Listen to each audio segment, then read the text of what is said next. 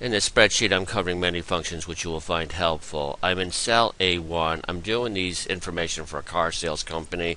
We're doing a lot of formatting. We're doing a lot of formulas. We want to force the text to a following line. I click before the 22 in Putnam Avenue. I hold down the Alt and the Enter key. I click before the G in the Greenwich. Alt Enter. Hit the Enter key.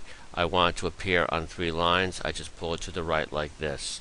If I want to auto adjust to fit in there, double click. I highlight row 3. Things are a little bit messy here. I just make it bold, center, and I want to see all the text in each cell. I click on wrap text. It's a little bit too narrow. I make it a little wider, double click. What we're trying to do here for the company here, we're trying to see what percentage our sales increase or decrease. As you could see, from last to this year, it's gone up. So the first thing we want to do is to do a formula, and this here, we have to create the formula. We press the equal sign. We have to use parentheses, and then we click in here. We subtract this. If you don't have the parentheses, and then we divide by last year, so you get that. If you don't have the parentheses, for example, like this, we see a 0.18 before. If I do this, you're going to have B4 over B4, 1 from that. And you're going to see it's not that big of an increase.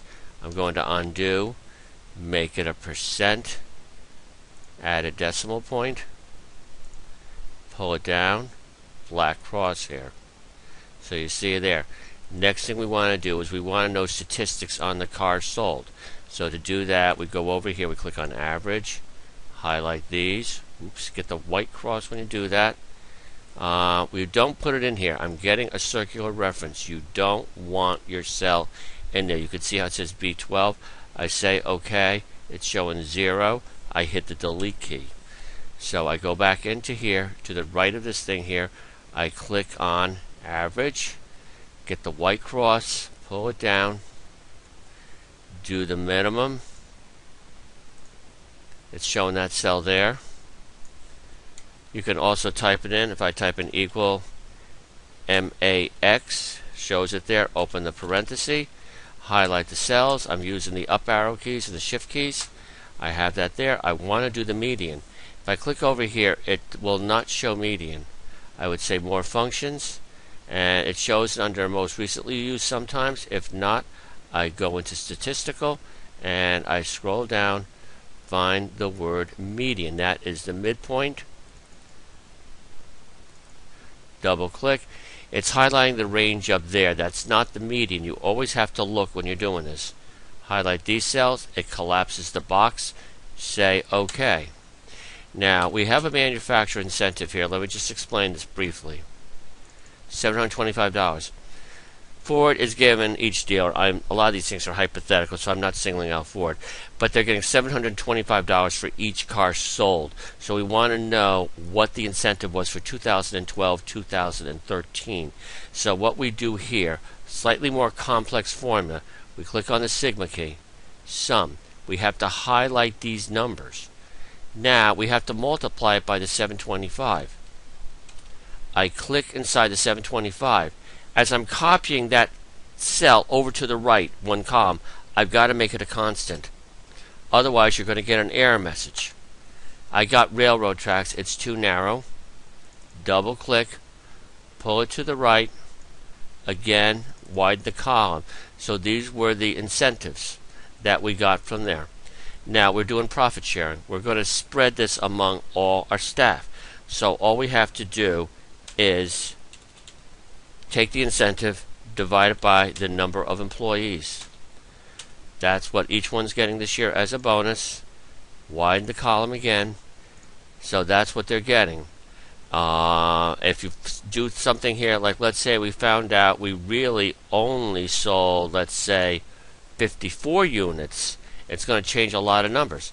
The percentages, the incentives, and the commissions that the people get. And let's say one of the people quit. We now only have 10 people. They are getting their bonus. Next page we're going to go to is the car finance page. We're selling cars, people are buying them. Everything that is in yellow is going to be filled in. We want to know the amount to finance. So we take the amount of the car price, subtract 5,000 from it, $27,000. We're paying for this over 3 years at a 4.15% rate. And to do this, we have to use the payment function. We could click on Formulas, Financial, scroll down to PMT, Payment. So we go over here. We're going to go into the rate here. We pay everything typically on a monthly basis. We got the 0.0415 here. We have to divide it by 12 because it's monthly. And then we're going to go into the number of payments, which is 3 years. And since we pay every month, 12. And since we're seeing real things here, not bright red things here, we're not into a disaster mode. The present value of the loan, that is usually a debit. However, to make it appear as a positive, hit the minus sign first. And the value of the loan is $27,000. We're paying $798.95. That is a lot of car that we're buying, okay? Next, we want to figure out what we're spending on our annual income on the car payment. We're dealing with a little bit of a mixed reference here. What it is, it's a monthly payment, annual income. To make this work, we've got to figure out or turn either the monthly payment into an annual expense or the annual income into a monthly expense. So to do this, it's equal. We go into here, and now we're going to divide it by, and we've got to use the parentheses again. The $51,000 divided by 12.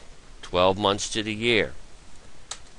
It says 19 cents. That's not what I want. I want to make it look like a percent. I go on the Home tab. I click on the percent. I could add a decimal point to it. And then we could be deciding, wait a minute, this is really a lot of my income I'm spending on the car. I have two things here, buy a cheaper car or a bigger down payment. So I decide to get, let's say, a $27,000 car. Go into the cell, type in it, go over it. It's a lot less. Next thing I want to talk about is an if statement. If statements are binary, true or false. What I'm saying here, if I'm spending less than 20% on my income on the car, I can go on vacation, otherwise stay home. I can click over here, or I go up into the group there and say logical. If I go into most recently used, it shows the if there. So the test is here. I want to say if this percent here is less than 20%. It says true there. If it's true, I'm going to say take vacation. Go to the box down below. It puts quotes in here. It's a text string. And then the other one is stay home. Say OK. But let's say, for example, I decide to buy a $60,000 car. I'm staying home. I'll undo. I want to do another if statement. I want to call savings plan. What I want to say in this example, if I'm earning more than $50,000, I want to put in a larger percent, otherwise a smaller percent. You can do calculations. Let us do this. We click in here. We're going to go into the if statement. I want to say if my income, which is right here, is greater than $50,000. And don't do things like this. Don't type in the commas and stuff. And if I go down here, I get invalid. You can't do that. If it's true, I want to take a percentage of that times, let's say 4%. I could type in 4%. It's going to say 2040. Otherwise, I could also type it in. I prefer to click on the cell. Otherwise, if it's false, I want to put in, let's say, 1.25%. I could type in 1.25%. I could also type it as a decimal. I say OK. So I'm putting in $2,040, but watch this. I'm only making $49,000. I can still go on vacation, but I'm putting a lot less money in the bank. Last thing I want to go into, the calculator page. We're going to be doing the financial payment in here.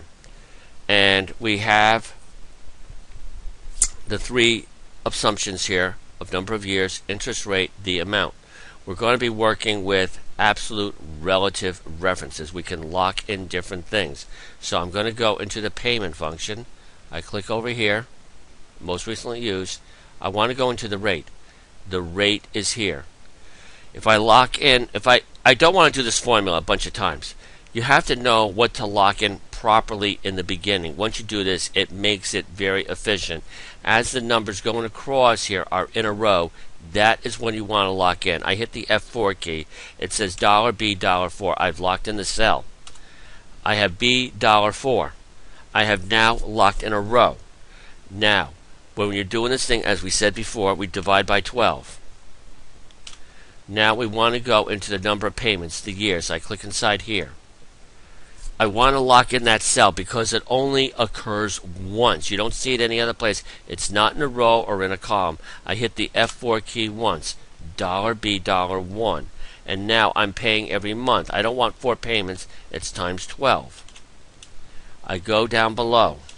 The present value of the loan. I go into the $10,000. You can see how this is all in a column. I need to lock in the column. F4 once. That's a cell. That is the row. Hit it again.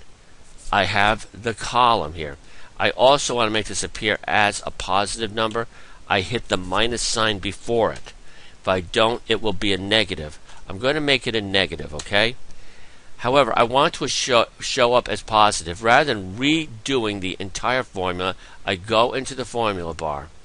I click before the dollar sign. I hit the minus sign. And now I go into here, pull it to the right, black crosshair. And then I get the black crosshair again, pull it down. I have created a multitude of formulas accurately. You could always do a check with the calculator to do this. So this is an overview of all the basics or many basics with Excel.